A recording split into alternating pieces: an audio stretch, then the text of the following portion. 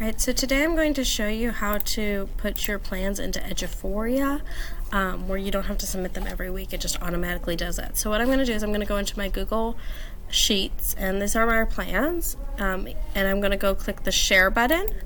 Once I click the share button, I'm going to make sure it says anyone with alvinisd.net can view it, and I'm going to copy that link. Once it's copied, I'm going to go into eduphoria.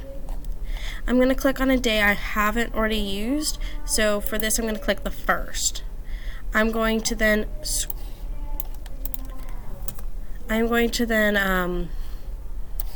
delete what I already had in my plans for that day if there is something. If not, it will be blank, and I'm going to click this linking button.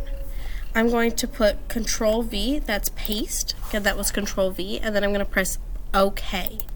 Once I press OK, nothing's going to happen. You're going to have to click this X over here. Then I'm going to go and click this wrench or doggy bone, whatever it looks like to you. I'm going to press the drop down, and I'm going to click a set as default entry for text. It's going to say the default text for this entry has been set. I'm going to click OK, and then I'm going to click the save button. Once I've done that, I can go check any other random day. I'm going to check January 15th. I'm going to click reading because that's where I just inserted. And it's going to open up my Teaks so that where I'm doing my Google Drive, my plans automatically go in. Hope this helps you.